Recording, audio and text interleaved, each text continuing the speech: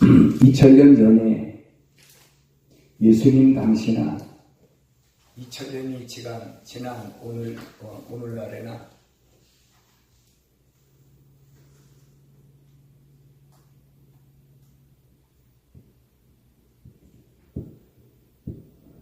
주님이 하신 말씀을 깨닫지 못하고 듣지 못하는 것은 마찬가지입니다.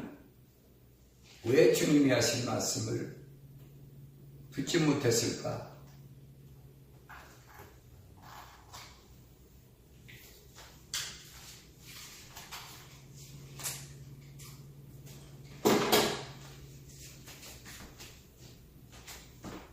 오늘날만 그런 것이 아니라 2000년 전에도 마찬가지였습니다. 우리가 요한복음을 강의해 드리면서 가장 핵심적인 게 뭐냐면 빛에 있는 거하는 사람과 어둠에 거하는 사람이 대화가 안 된다는 거예요. 주님은 이 세상에 참 빛으로 오셨는데 어둠에 있는 사람들이 참 빛을 알아보지 못했다. 요한복음은 그렇게 사도 요한이 증거하고 있습니다. 알아보지 못했다.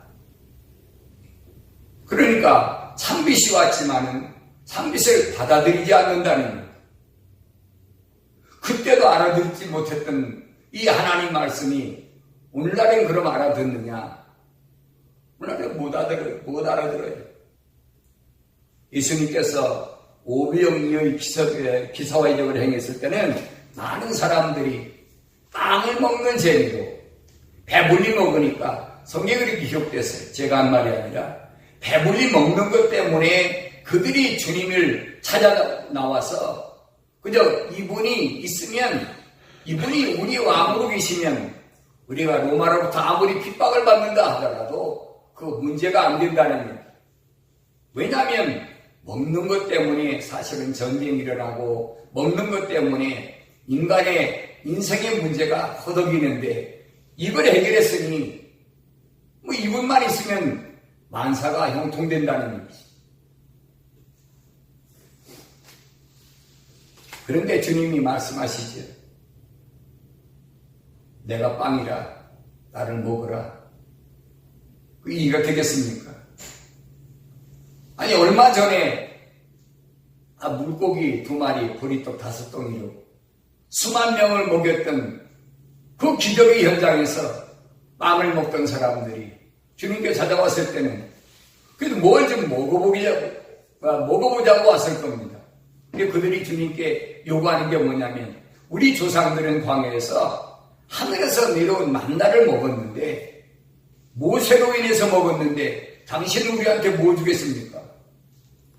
주님께 요구하는 게 그거예요. 자기들이 그 본색이 드러난 겁니다. 그때 예수님께서 지난 시간 말씀드렸듯이 그 모세가 준 게 아니다. 내 아버지께서 하늘에서 내려주신 거지 모세가 준 게 아니라는 겁니다. 예수님 말씀하시는 게 이해가 안 돼요. 그래서 성경에 그렇게 기록됐습니다. 참으로 어렵도다. 그랬어요. 참으로 이 사람 말이 요즘 쉽게 말하면 우리 지식으로는 도저히 이해가 안 된다는 얘기예요. 여러분 성경 66권을 우리가 얼마나 이해합니까?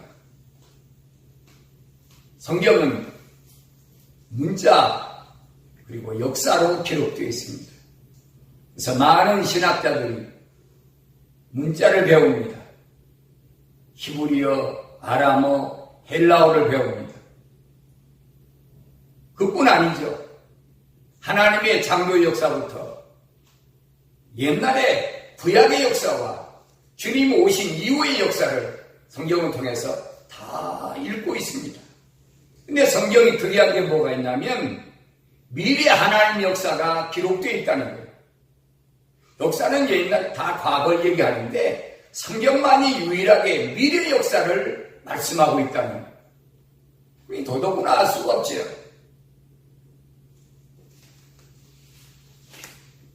그래서 많은 사람들이 하나님 말씀을 듣고도 잘 이해를 못해요. 오늘 본문에 보니까 명절 가장 큰 날인 마지막 날에 그랬습니다. 사람들이 소위 말하면 하이라이트, 명절에 제일 끝날이니까, 야, 오늘이 명절 끝날이니까 가보자. 사람들이 가장 많이 모였을 때 본문에 보니까 예수님께서 외쳐 말씀하시기를 그랬어요. 뭐 소곤소곤 얘기하는 게 아니에요. 누구나 다 들을 수 있도록 크게 외쳐서 말씀하셨다. 보니까 뭐라고 말씀하셨느냐. 37절에 보니까 누구든지 목마르거든 내게로 와서 마시라 그랬어요. 대상은 누구든지, 그 명절 큰날에 모인 모든 사람 누구든지, 남녀노소 누구든지 목마른 사람만 내게 오라는 겁니다. 누가 목이 마를까요? 그래도 한번 말씀을 드렸습니다만, 목마르다, 육신의 목마름과 영적인 목마름이 있습니다. 육신의 목마름은 누가 느낍니까? 살아있는 사람이 목마름을 느끼는 거예요. 죽은 사람은 목이 마르다 아무 상관없어요. 뭐가 못 느껴요. 뭐 가물든 물이 있든 없든 못 느껴요. 영적으로도 마찬가지예요. 영이 살아있는 사람은 갈급함을 느낍니다. 하나님의 말씀을 듣기에 간절히 사모하고 말씀 듣기를 원하는데, 그런데 이 갈급한 영혼이 말씀을 들을 수가 없는 때가 오는데, 아모스 선지를 통해서 하나님께서는 우리에게 뭐라고 말씀하셨느냐. 아모스 8장에 보면, 아모스 8장 11절에 보면 주 하나님 말하노라 보라 그날들이 오리라. 여기서 그날들이 언제냐면 세상 끝날을 가리키는 거예요. 그날들이 오리라. 내가 그 땅에 기근을 보내리니 땅의 기근도 아니요 물로 인한 갈증도 아니라 오직 주의 말씀들을 듣지 못하는 기근이다.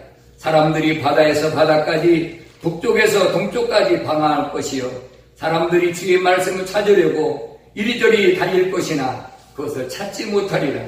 그날에는 아름다운 처녀들과 청년들이 갈증으로 인하여 기진하리라. 얼마나 주의 말씀에 갈증을 느끼는지, 처녀들부터 어린아이까지 주의 말씀을 찾으려고 북쪽에서 동쪽까지 헤매도 말씀을 들을 수가 없어요. 그런데 오늘 주님이 하신 말씀이 뭐라고 그래요? 목마른 자는 내게 와라. 여기서 주의 명령입니다. 누구만 오라고 명령하셨느냐? 목마른 자만 오라는 거예요. 그 많은 사람 가운데 목마른 사람만 내게 오라는 거예요. 사람이 아무리 많아도 목마른 사람이 있고 목마르지 않은 사람이 있다는 거예요. 오늘날도 마찬가지예요. 예수 믿어보겠다고 예배당으로 얼마나 많이 몰려갑니까? 수십 명에서 수백 명, 수천 명, 수만 명, 수십만 명까지 모이는 그런 모습을 우리가 보고 있잖아요. 그 가운데 오늘 주님 말씀하신 대로 목마른 사람이 누가일까? 도대체 그 중에서 목마른 사람이 얼마나 될까?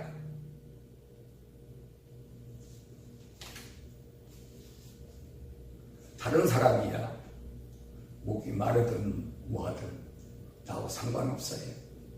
중요한 것은 내가 목마른지 아닌지가 중요한 겁니다. 내가 목마르지 못했다면 나는 주님과 아무 상관이 없는 사람이에요. 왜냐하면 주님이 하신 말씀이 그거잖아요. 누구든지 목마른 자는 내게 오라는 거예요. 내가 목마르지 않은데 주님이 아무리 명령하셨어도 나하고 무슨 상관이 있습니까? 상관이 없는 거지. 그래서 주님은 뭐라고 말씀하시는 거 아니? 목마른 자는 누구든지 목마른 자는 내게로 와서 마시라 이렇게 말씀하셨어요. 이 명령에는 무엇이 따라오냐면 주님의 약속이 있어요. 무슨 약속입니까? 내게로 오면 목마른 자에게 마시게 해주겠다는데 뭘 마시게 해주겠더냐. 우리는 수가성 여인의 사건을 잘 알지. 우물가에서 수가성 여인이 주님과 만나서 이 물 가지고 이제 옥신각신합니다. 주님 목마르다. 나에게 먹을 물 좀 달라. 수가성 여인이 뭐라고 합니까? 당신 유대인인데 어째 사마리아인 여인 나한테 그런 얘기를 합니까? 예수님께서 내가 누구인 줄 알았더라면 그러지 않았을 것이다. 내가 주는 물은 먹어도 다시 목마르지만 내가 내게 주는 물은 영원히 목마르지 않냐리라. 못 들어본 말이에요. 수가성인이 깜짝 놀랐어요. 아니 당신은 두레박도 없고 아무것도 없는데 뭘로 이 깊은 야곱의 우물에서 물을 보겠다는 겁니까? 네가 주는 물은 먹어도 다시 목마르지만 내가 주는 물은 영원히 마시면 목마르지 않겠다. 여인이 깜짝 놀라서 그 얘기를 합니다. 선생님 나한테 그 물을 좀 주십시오. 그러면 내가 매일 이 우물가에 와서 이 물을 푸는 수고하지 않아도 영원히 목마르지 않으니 내가 살겠습니다. 주님 여인에게 말씀하신 게 뭡니까? 네 남편 데려와라. 조건이에요. 네가 요구한 대로 내가 물은 주는데 네 남편 데려와라.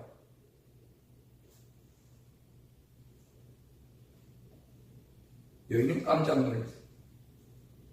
아니 금방 뭐 영원히 목마르지 않는 걸 준다더니 왜 남편을 타려니? 그것도 내 과거를 다 뒤집어가지고 처음 만난 남자가 어떻게 내 과거를 알아? 내 남편 데려오라. 기침이 딱 떼버렸어. 나 남편 없습니다. 우리가 믿는 하나님은 어떤 하나님이에요? 전지전능 무소부지하신 하나님. 그 하나님이 인간의 몸을 입고 오셨는데 그분이 모르시겠습니까? 수가성 여인이 말씀하시는 게 그래 내 말이 옳다. 네가 남편이 없다는 말이 옳다. 그러면 하신 말씀이 너 지금 남편하고 살지만 옛날에는 5 남자가 있었잖아. 지금 사는 것도 내 남편이 아니잖아. 내 남편 아니면 누굽니까? 유부남이죠. 남의 남자하고 살고 있잖아. 이 여인이 깜짝 놀랐어요. 당신은 참으로 선지자입니다. 자기는 시침이 뚝 뛰고 자유광을 감추려고 했는데 적나하게 드러나 버리는 거예요. 거기서 무릎을 꿇습니다. 그 여인이 뭐라고 합니까? 대화가 바뀌어졌어요. 무슨 대화가 바뀌어집니까? 당신들은 예루살렘에서 예배를 해야 된다는데 또 우리 얘기 들어보면 이 산에서도 또 예배 드려도 된다고 하는데 예배가 뭐예요? 하나님과 만남이에요. 구약대로 따지면 하나님을 만나야 속죄가 되는 거예요. 여인이 간절히 소망하는 게 뭐냐면 자기 과거가 드러났으니까 이제 하나님을 만나야 내 일생의 지금까지의 과오를 범했던 거 이거 속죄할 기회가 오지 않겠느냐는 거예요. 주님께 묻는 게 그겁니다. 어떻게 어디서 예배를 드려야 하나님을 만날 수 있습니까? 육신의 목마름을 대화를 나누던 이 대화가 순식간에 바뀌어버렸어요. 뭘로 바뀌었습니까? 영혼의 갈급함으로 바뀌어버렸어요. 예수님께서 뭐라고 말씀하십니까? 예루살렘에서도 말고 이 산에서도 말고 아버지가 받으실 만한 아버지를 만날 수 있는 그 예배 드릴 때가 오나니 지금 바로 이때다. 하나님은 영이시니까 한 영이시니까 성경 잘 보셔야 돼요. 그냥 하나님이 영이 아니라 하나님은 한 영이시니까 예배하는 자는 영과 진리로 예배를 드려야 됩니다. 지금 바로 그때라는 거예요. 여인이 깜짝 놀래가지고 내가 하나님 말씀이 약속했던 그 선지자를 만났구나. 메시아를 만났구나. 그 여인이 메시아를 만났다는 증거가 어디 있습니까? 물동이를 우물가에다 집어넣게 퉁고 동네로 막 달려가서 옛날에는 사람들의 얼굴을 피해가지고 한가지 뜨거워서 사람이 아무도 없을 때 우물에 몰래 물 풀어왔던 사람이 왜? 다른 남자하고 사니까 다른 사람들 손가락질하니까. 그랬던 이 여인이 동네 가서 외칩니다. 여보시오, 내가 메시아를 만났습니다. 동네 사람들이 생각해보세요. 저 여자가 미쳤나?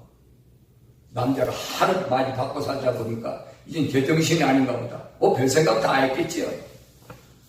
근데 이 여인이 또 간절하게 내가 메시아를 만났다는 거예요.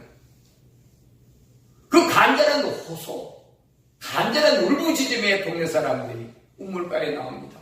어디 있느냐고. 그래서 예수님께 찾아와서 성경에 보니까 그랬어요. 예수님을 그 동네로 모셔가서 예수님께서 이틀 밤을 거기서서 유숙하시면서 그들에게 복음을 전했어요.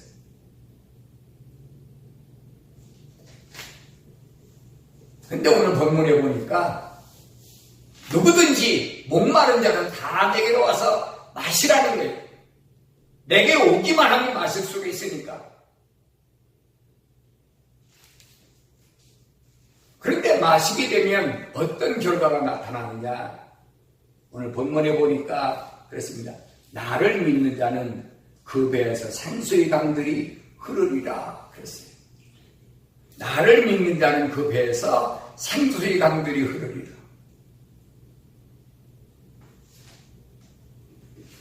갑자기 누구든지 목마른 자는 내게 와서 마시라.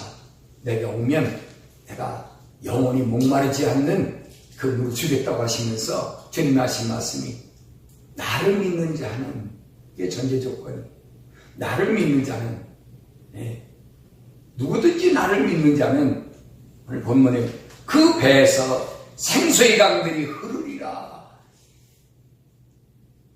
솔직히 이게 무슨 말인가 알아들을 수가 있습니까? 그 수많은 관중 앞에서 주님 말씀하실 때 몇 사람이나 알아들었을까요? 오늘날 생각해 보세요.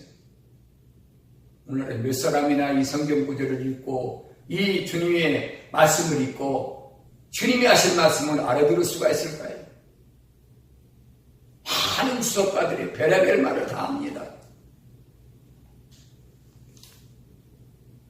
아까도 말씀드렸지만은 성경은 문자와 역사로 기록된 거기 때문에 우리가 문자적으로 해석하고 역사적으로 해석한다면 하나님 기쁜 뜻을 알 수가 없어요. 왜 배에서 생수가 흐른다고 말씀하셨을까? 우리가 생각해 보아야 됩니다.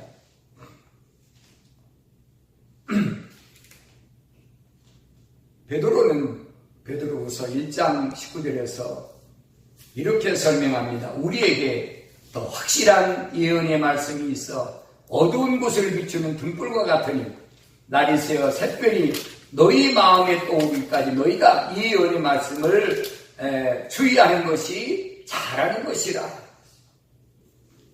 이 예언된 말씀을 우리가 알려면 내 마음에 날이 새어 샛별이 뜨기까지. 왜 날이 새어 샛별이 뜨기까지라고 했을까? 한번 우리 상고해 봐야 됩니다.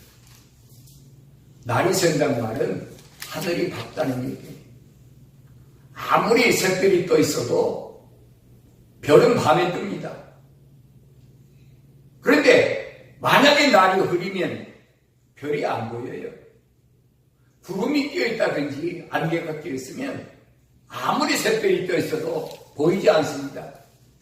그래서 주님께서 마태복음 5장 8절에서 뭐라고 말씀하시는 거 아니에요? 마음이 순결한 자들은 복이 있나니 그들이 하나님을 볼 것이요 그랬어요. 마음이 순결해야 된다.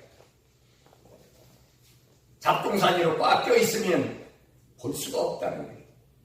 그래서 베드로는 그만 내 마음속에 날이 새서 새별이 뜨기까지는 하나님의 예언된 말씀을 함부로 네가 알려고 하지 말라는 거예요. 성경은 뭘 예언했습니까? 구약에서는 오실 메시아를 예언했어요. 또 신약에서는 주님이 뭘 예언하셨습니까? 내가 다시 오시겠다는 거예요.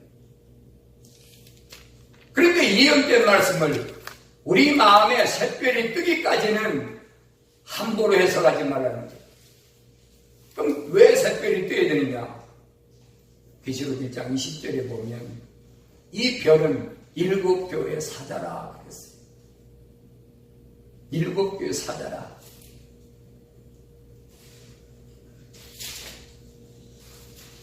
베드로는 그러면서 뭐라고 그런가 하니 먼저 이것을 알지니 성경이 어떤 예언도 사사로 해석해서 나온 것이 아니니 예언은 예전에 사람의 뜻에 나온 것이 아니요 오직 하나님의 거룩한 사람들이 성령으로 감동을 받아 말한 것이라. 그래서 우리가 함부로 해석할 수가 없어요.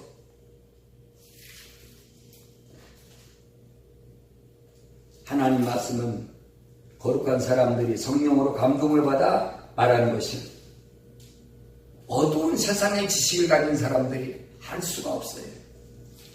내가 빛에 거하기 전에는 빛에 대해 증거하신 주님 말씀을 알아들을 수가 없어요. 많은 수족가들의 주석도 읽어보고 많은 유명하다는 사람들의 서기들을 다 읽어봤어요. 근데 다 제각각이에요. 한 번도 내 속에서 뭔가 시원한 것을 주는 대답이 없어요. 그저 다 그런 제가 치워버렸어요.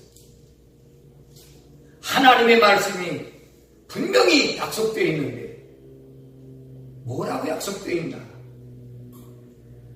날마다 하나님 말씀을 상고하면서 어둠의 입장에서는 빛의 세계에 알 수가 없으니까 빛에 거해야 되겠구나.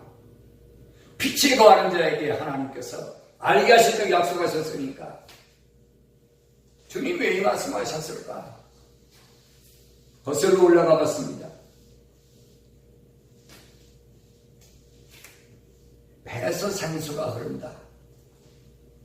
그럼 어디로 올라가야, 어디까지 올라가야 이 말씀을 깨달을 수 있을까?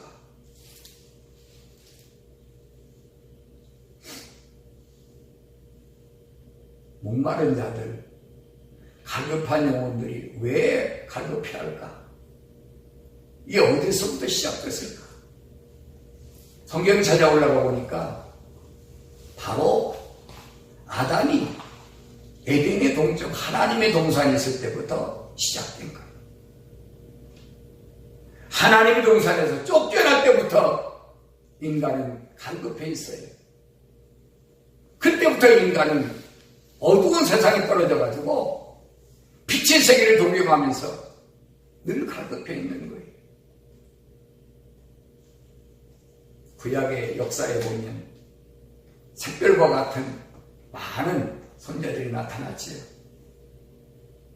우리가 잘 아는 노아나 아브라함이나 모세나 엘리야나 다 그 사람은 그 시대마다 하늘의 샛별처럼 등장한 선지자들입니다.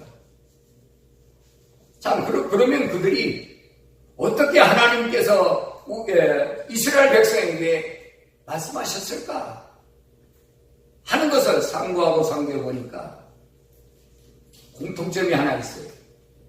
그게 뭐냐면 바로 하나님의 명령과 약속이에요. 왜 하나님께서 이 샛별과 같은 전자들에게 명령과 약속을 계속하셨을까? 그게 공통점이에요. 원인은 어디 있냐면 창세기 3장 2장 17절에 보면 하나님께서 아담에게 말씀하셨어요. 하와는 지키도 전에 아담에게 말씀하신 게 뭡니까? 내가 동산 중앙에 있는 선과 악의 지식의 나무는 먹지 말라. 명령이 먹지 말라는 것. 왜 먹지 말았냐? 거기 하나님의 약속이 있어요. 먹는 날에는 반드시 죽으리라. 반드시 죽으리라.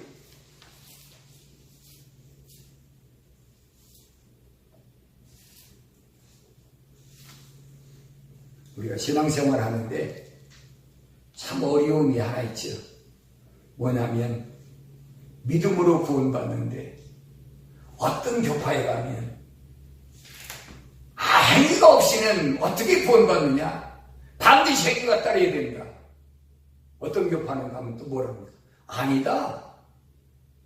바울은 믿음이 없이도 하나님께서 의롭다고 인정하시니까 행위로 구원받는 것이 아니다. 서로하고 다툼하고 있어요. 여러분, 성경은 그렇게 나누어져 있지 않았어요. 성경은 하나로 되어 있어요. 어떻게 하나로 되어 있느냐? 하나님이 약속을 믿는 사람은 하나님 명령에 순종한다는 겁니다. 오늘 노아에게 하나님께서 명령하십니다. 노아야, 앞으로 내가 세상을 물로 심판할 것인데 너와 내 가정을 구원받기 위해서 너는 방주를 쳐라. 하나님께서 물로 세상을 심판하신다는 그 말씀에 노아가 믿었어요. 그리고 120년 방주를 쳤습니다. 120년 동안 방주를 치니까 하나님께서 그 다음 명령이 뭡니까? 내 가족을 데리고 방주로 들어가라. 창세기 7장에 보면 그렇습니다. 앞으로 7일이면 창세기 7장 4절에 보면 앞으로 7일이면 내가 하늘에서 창문을 열고 땅에서 샘을 터뜨려가지고 세상을 물로 심판할 테니까 빨리 방주로 들어가라.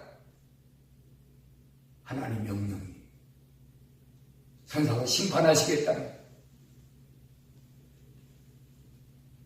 지난주에 저는 어떤 방송 설교자를 만났어요.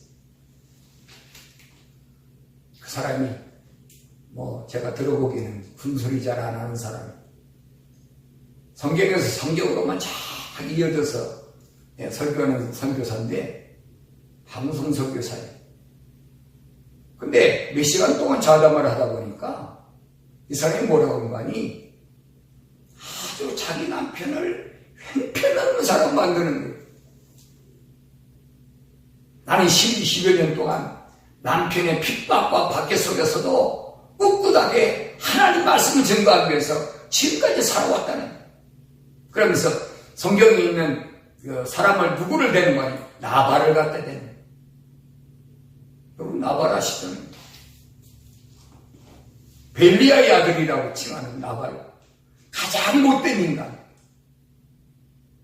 그래서 다윗에게 빵을 주지 않고 그래 죽었잖아요. 결국은 저주받아가지고. 그럼 내가 그랬어요. 성교사님, 그러면 남편이 나발이면 당신은 누구예요? 그렇잖아요. 남편을 그냥 최고 나쁜 사람으로 갖다가 치부해버린 거예요. 그러니까 반대로 뭐예요? 자기는 최고 의인이 돼버린 거지. 그냥 다른 사람에게 설교하려지 말고 성경을 똑바로 읽으라. 주님 뭐라고 말씀하셨어요? 주 예수 그리스도를 믿으라 명령하셨어요.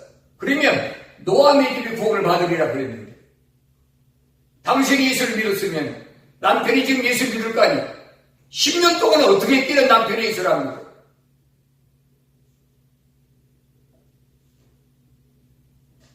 목사님 말씀 듣고 보니까 그러니 내 말이 아니에요. 성경이 그렇게 기록되어 있어. 네가 주 예수를 믿으라 이 말이야. 네가 믿으면 너와 네 집이 구원받는다고 약속했는데 왜 그 약속을 안 믿어? 약속을 안 믿으면서 그냥 자기 현재 처리는 상황에 대해서 그냥 못되니 소리만 하고. 그럼 다른 사람들이 또 들으면, 야, 이 사람이 엄청난 시련 속에서도 복음 증거하려고 힘들었구나. 대단한 사람이구나. 별 생각 다 하겠지요. 잘못된 얘기예요. 오늘 마찬가지 많은 사람들이 주님이 뭐라고 약속하셨든 상관없어요. 주님이 뭐라고 명령하셔도 상관없어요. 성경은 창세기서부터 요한계시록까지 하나님께서 우리에게 뭘 약속하셨는지를, 뭘 명령하셨는지를 시대마다 선지자를 통해서 말씀하셨어요. 우리가 믿음의 조상이라는 아브라함에 대해서 우리 잘 알고 있잖아요. 하나님이 아브라함에게 뭐라고 말씀하십니까? 아브라함 75살에 하나님 부르심을 받았어요. 야, 내가 네게 명하는 땅으로 가라. 근데 가는데 조건이 있어. 네 친척 아비 집을 떠나서 가. 가족 동반하지 말고. 그런데 막상 가려고 하니까 아버지는 하란에서 죽었으니까 뭐 떼놓고 자고 할 것도 없지.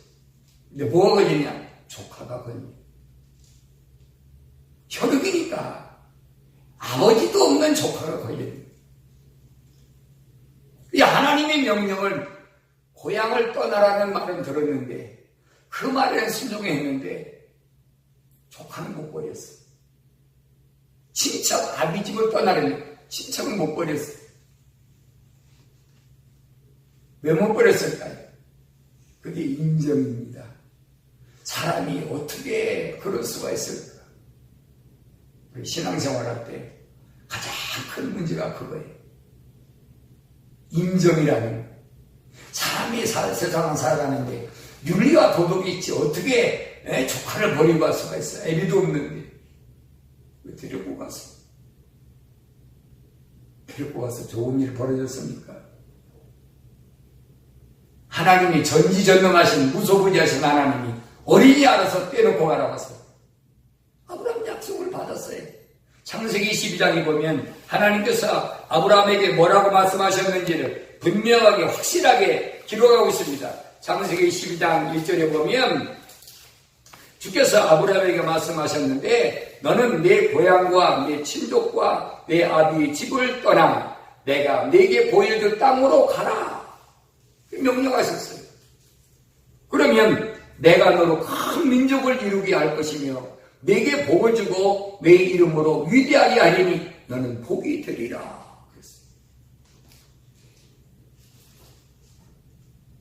주님께서 하신 말씀. 근데 아브라함이 하나님 명령을 100% 순종하지 못했습니다. 뭐 때문에 그래? 인정 때문에. 인정 때문에 못 떼놓고 갔어요. 아브라함의 스토리는 기니까 다 말씀 안 드리고 여러분이 잘 아시는 내용이니까.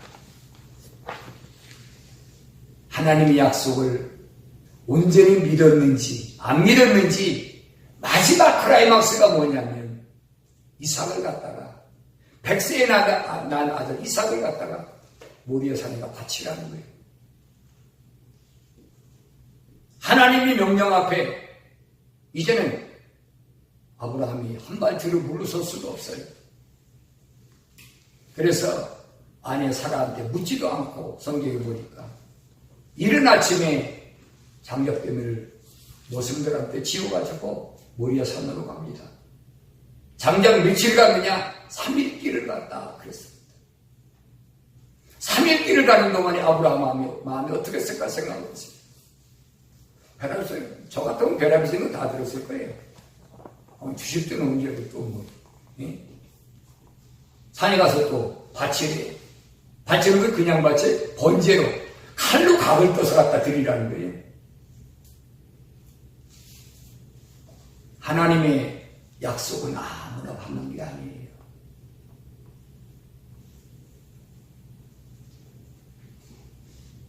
우리가 예배당에 다녀도 하나님의 약속을 받는 자와 받지 못하는 자가 나눠져 있습니다. 그런데 다 약속을 받는 줄 알고 있어요. 바울은 히브리서에서 그렇게 증거합니다. 다 약속을 받는 것이 아니다. 누구한 약속 받느냐? 히브리서 10장 36절에 보니까 너희에게 인내가 필요하면 너희가 하나님의 뜻을 행하는 후에 그 약속을 받기 위함이라 했어요. 하나님의 뜻을 먼저 행해야 된다는 거예요. 그래야 하나님께서 그에게 약속해 주시겠다는 거예요.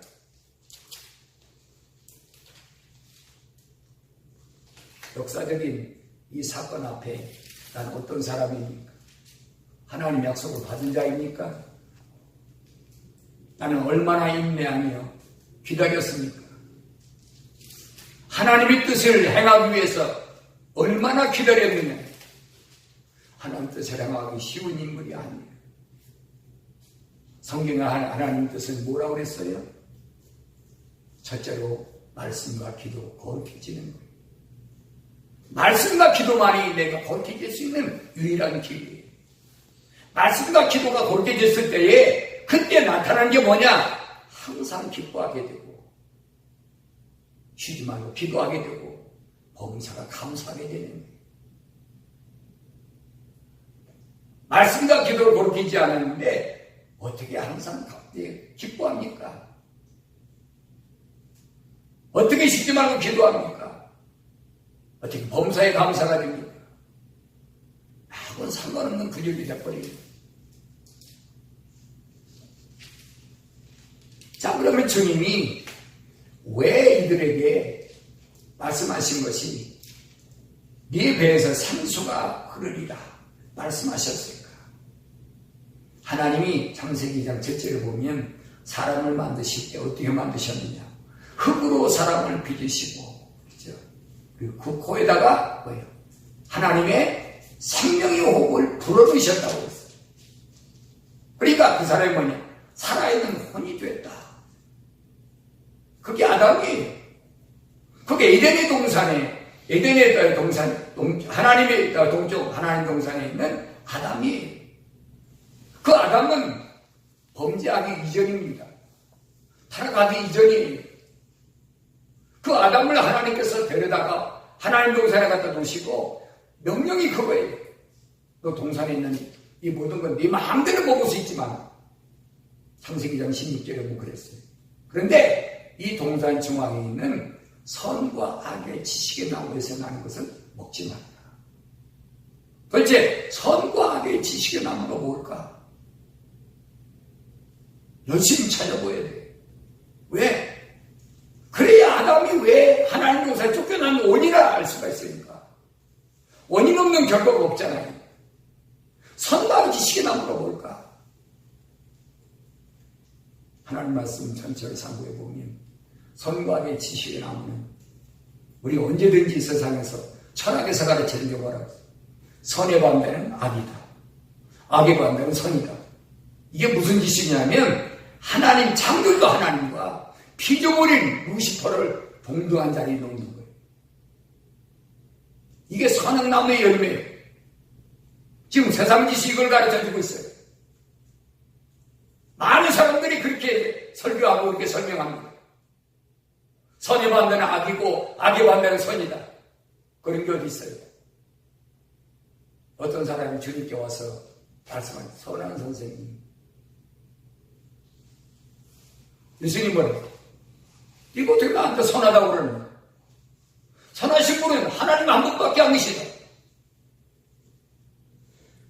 예수님이 왜 선한 분은 하나님밖에 안 계시다고 그랬어요? 자기도 육신의 몸을 입고 오셨는데 우리가 거슬러 올라가 보면 예수님이 어디서 탄생하셨느냐? 여자의 몸에서 탄생했다. 아담이 식이 아니고 예수님은 성령으로 잉태하신 분이라고. 근데 잉태할 때 누구 통해서 왔느냐? 우리가 잘 아는 마리아라는 여자를 통해서 왔어요.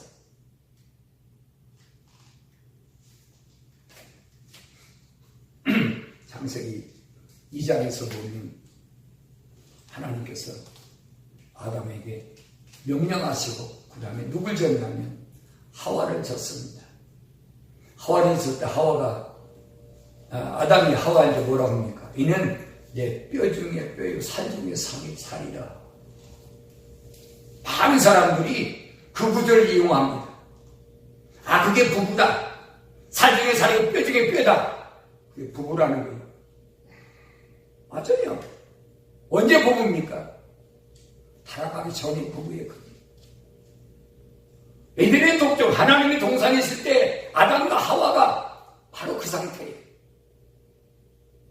아담이 그러면 당신은 내 뼈 중에 뼈, 살 중에 살이야. 성경 말씀은 함부로 이을령, 미을령, 비을령 하면 안 돼요. 코이 걸면 코걸이, 귀 걸면 귀걸이, 그게 아니에요. 진리는 하나밖에 없어요. 그렇습니까? 아담이 말하면 사실입니까? 하나님이 명령하신 그 명령은 하와는 듣지도 못했어요. 왜? 하와가 직선이니까. 아담만 들었어요. 하나님이 약속하신 명령은 아담만 들었어요. 근데 성경에 보니까 하와의 말을 듣고 아담이 먹었다고 그랬어요. 창조주 하나님 말보다 피조물에 사람 말을 더 가까이 해버린 거예요. 하나님은 아담이 뭐라고 말씀하십니까? 야, 내가 너한테 먹지 말라고 했는데 그거 왜 먹었냐? 책망하시니까 아담이 뭐라고 합니까? 하나님께 뭐라고? 도리를 반박합니까? 하나님, 당신이 만든 그 여자가, 당신이 만든 내 곁에 있게 하는 그 여자가 나를 먹겠습니다. 그게 뼈 중에 뼈고 살 중에 살입니까? 아니에요, 여러분. 성경을 올바로 잘 보세요. 예. 성경을 함부로 갖다가 맞춰주는 게 아니에요.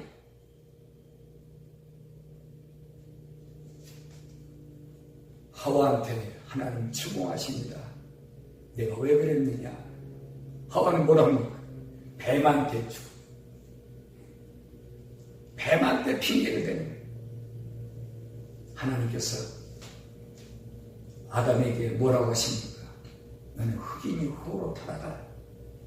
그리고 네 평생의 이마에서 땀을 흘려야 내가 먹고 살 수가 있다. 두 번째 하와에게 하신 말씀이 뭐라고 합니까? 창세기 3장 16절을 보니까 여자에게 말씀하시기를 내가 너의 고통과 너의 임신을 크게 늘리리니 내가 고통 가운데서 자식을 낳을 것이요 너희 바람은 내 남편에게 있을 것이니 남편이 너를 주관할 것이라 하시더라. 왜 하와가 임신하는데 고통이 있을까요? 생각해 보셨나요? 임신의 고통. 그게 뭐냐면 하나님께서 저주하신 하와에게 죄를 하나님의 명령을 어기고 하나님 약속을 믿지 못한 죄의 대가가 뭐냐면 하와에게는 자식을 임신하는데 고통이 있어야 된다. 고통이 뭐예요? 물론 여자들이 임신하기 전에 뭐가 있어요? 임신하기 전에 뭐가 있어요? 임신에 여자들이 그냥 임신하니까 아무나 여자는 아니잖아요. 임신하기 전에 분명히 멘스가 있어야 돼요. 멘스의 고통이 있어야 된다는 거예요. 그게 저주예요. 주님이 이 땅에 오셨을 때 왜 하와의 몸을 입고 오셨는지를 성경은 밝혀주고 있어요. 과학이 밝혀주지 못했습니다. 인간의 몸에 왜 피가 있어야 되느냐.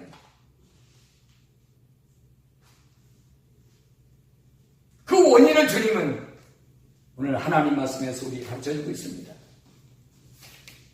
에레미야 2장 13절에 하나님께서 말씀하십니다.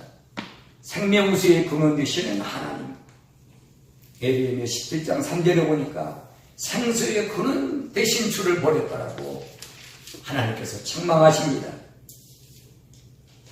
사도 요한일서 5장 6절에서 이분은 다시 말하면 예수님은 이 말입니다. 예수님은 물과 피로 오신 분이라 곧 예수 그리스도시라 물로만 아니라 물과 피라 그랬어요. 물과 피를 또 강조하고 있습니다.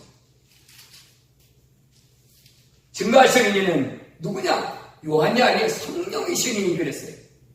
성령은 진리시기 때문이라. 성령이 진리시라는 말은 무슨 말인가 하니 거짓이 없다는 일. 참이란 일.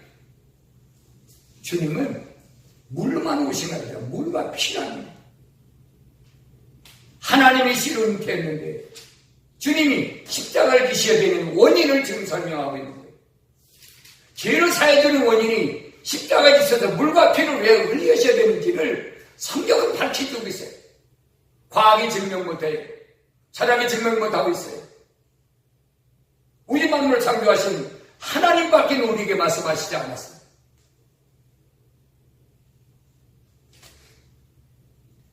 부활하신 주님을 보면 우리가 너무나 잘 압니다. 누가복음 24장 39절에 보면 주님이 부활하셔가지고 제자들을 태우니까 제자들이 깜짝 놀랐고, 야, 이게 무슨 영이 왔는가 보다. 영이 왔는가 보다 하고 놀라니까 주님이 하신 말씀이 나의 손과 나의 발을 보라.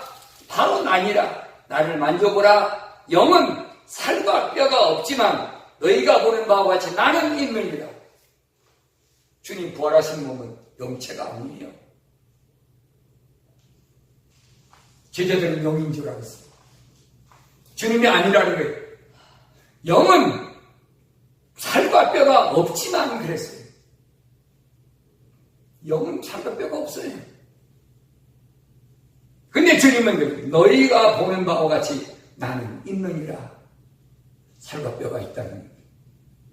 이게 부활하신 주님 모습이에요. 물과 피를 다 쏟으신 주님 모습이에요. 그 모습이 어떻습니까? 시간과 공간을 초월하는 모습. 아담이 하나님의 약속을 믿지 못하고 하나님 명령에 불순종했을 때 에덴에서 쫓겨난 그 상태, 그 후손인 우리에게 죄의 대가가 뭘 왔습니까? 시간과 공간의 구애를 받아요. 보는 것도 구애받아요. 다니는 것도 구애받아요.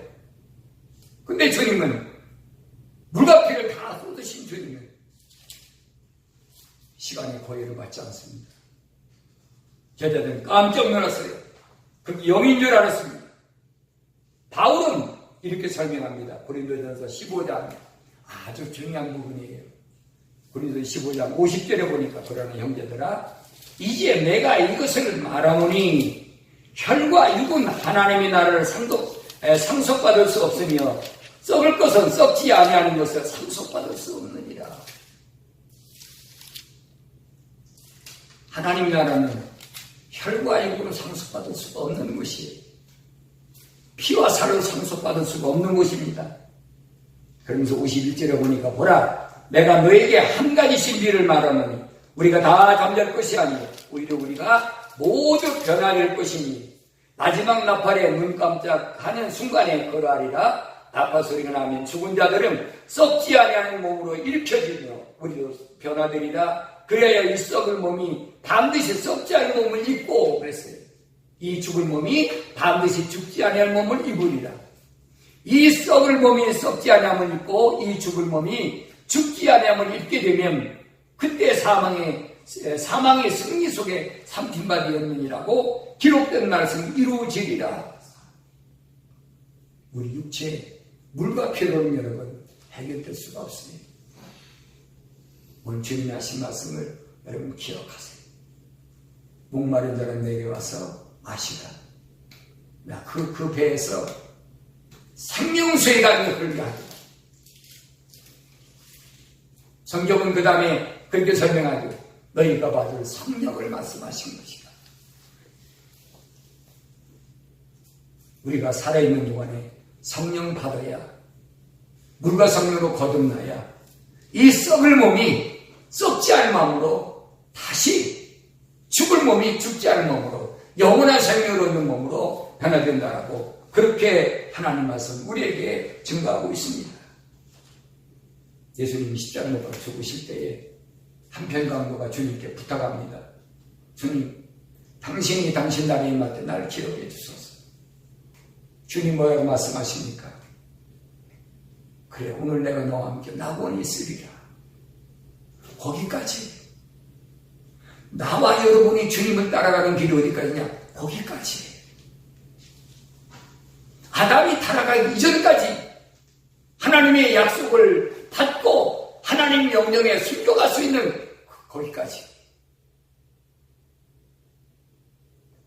우리가 똑같은 세상을 사지만 내가 세상을 어떻게 살아야 올바른 신앙생활을 할 것인가 하는 부분을 주님은 살아생전에 말씀하셨습니다.